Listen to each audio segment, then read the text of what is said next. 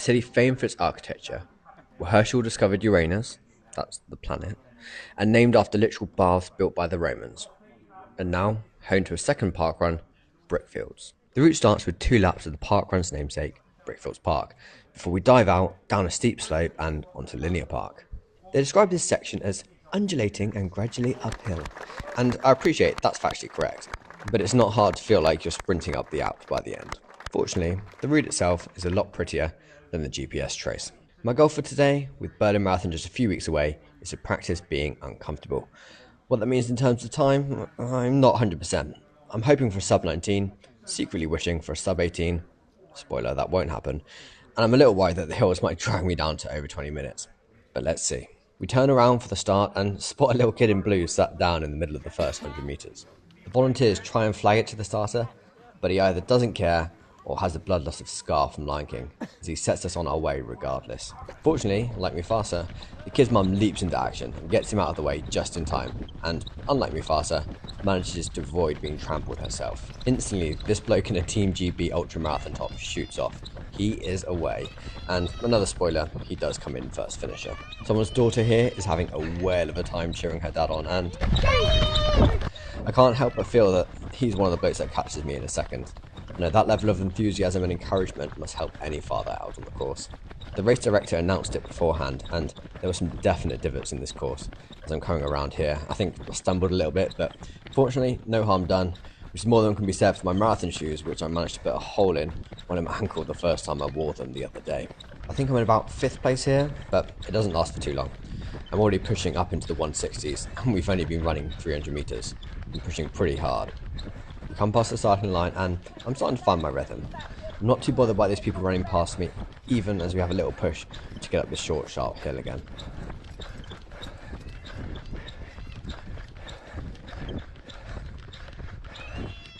Now, we're already coming past the tail marker, which is one of the nice things about this route. The first couple of laps allow us to thin out the field a little bit before we head onto the more narrow paths. This dog, absolutely no idea what's going on, but seems to be having a lovely time, and that's what it's all about, right? Now, this lady going around with a pushchair, fair play, going for the overtake despite the bumpy terrain over the grass. I'm not sure how much fun a kid will be having in there. Probably a bit more like being in the washing machine than a chill visit to the park they might have been expecting. And with that, these boys come storming through. I'm not sure where they've come from, but I can assure you, I haven't slowed up. They've just kicked on. A couple of 250 park runners here, which takes some doing. That's a park run for basically every week without a break for 5 years. I'm still not even at 100 myself. Now, I have to admit, and I promised I'd listen during the briefing, but at this point, I thought we were about to take a left down behind the start finish. But as you see the blokes in front of me turn the corner, I realise that that's not going to be the case. We're going on right up here instead.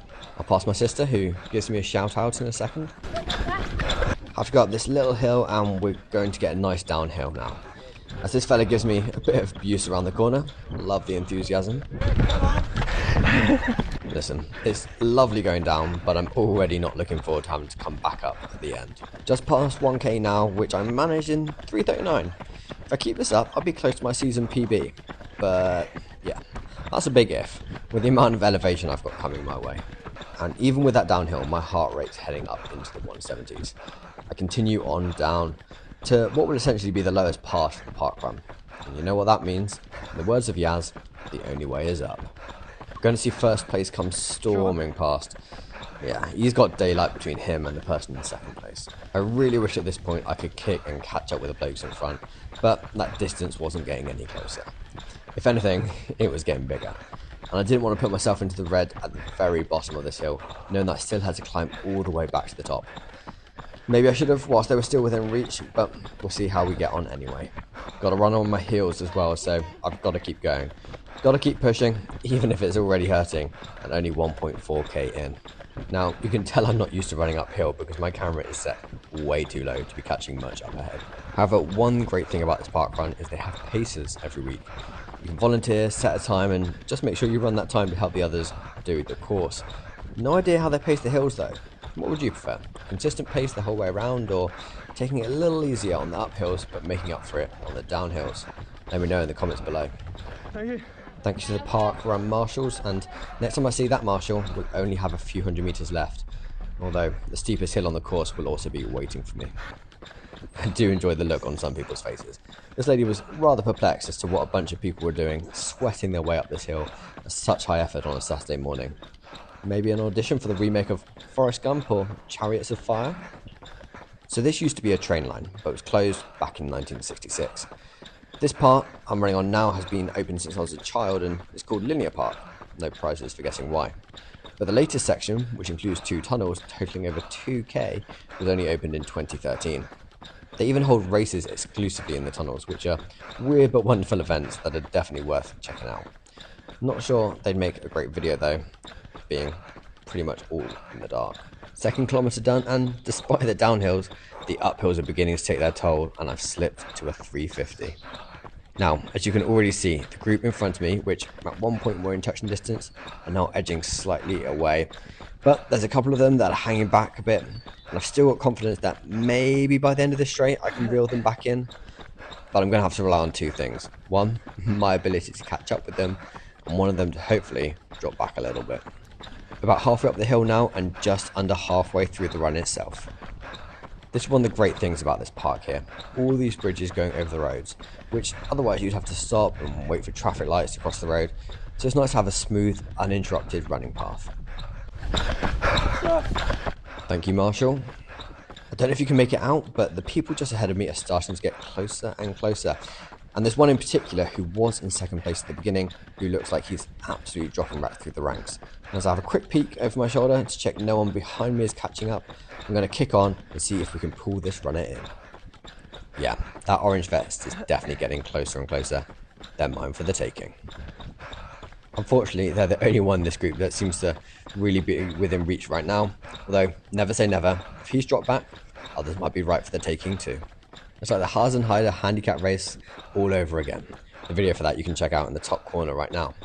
Bright orange vest is like having a carrot dangled in front of you. I'm going to use this little steeper section to push on and hopefully catch up with him. Side note, loving all the dogs in this path. Definitely puts a little smile on my face.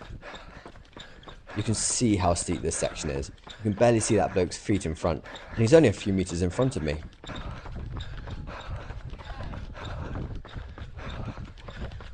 And there we go, pipped him. Lovely stuff. I think at this point I'm maybe up into about 6th place, and after turning around in the field we'll go downhill, which I'm feeling pretty good about.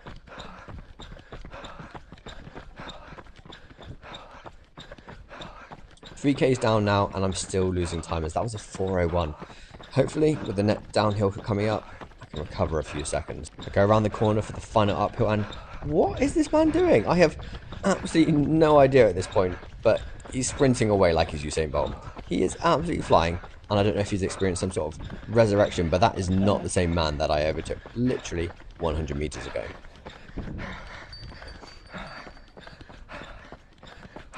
And there we have it, the highest point of the course, pretty much all downhill with only one little sprint up a hill at the end. The nice thing about these U-turns, you get to see who's just behind you, and actually no one is hot on my heels, but Orange Vest, what is he playing at? He's now some 30 meters ahead of me. I am dumbfounded.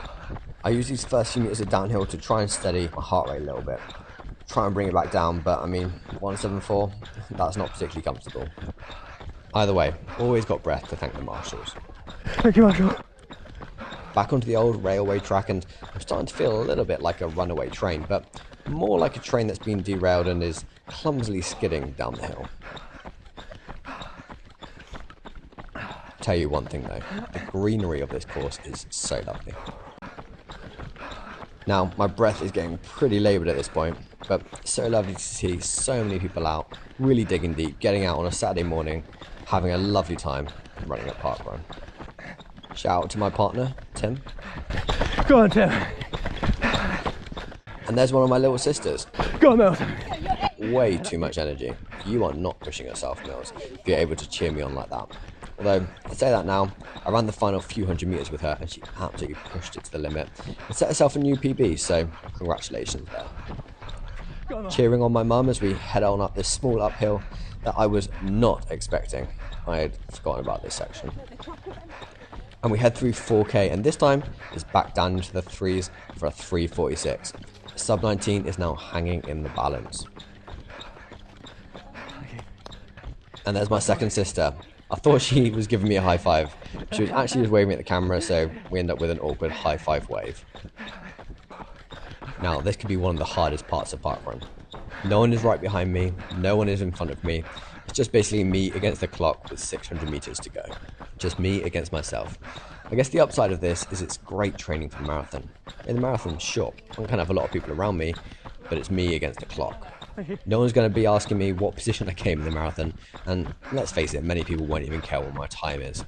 So it really is just a personal battle to beat yourself and get that goal you've set out to achieve. That's why. Keep going for that.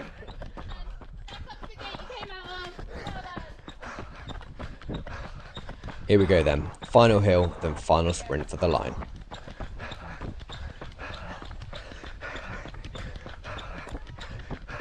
Pump those arms, trying to squeeze out every last bit of momentum, as Marshall, who was essentially calling me slow on the outlap, is now miming reeling me up into the hill.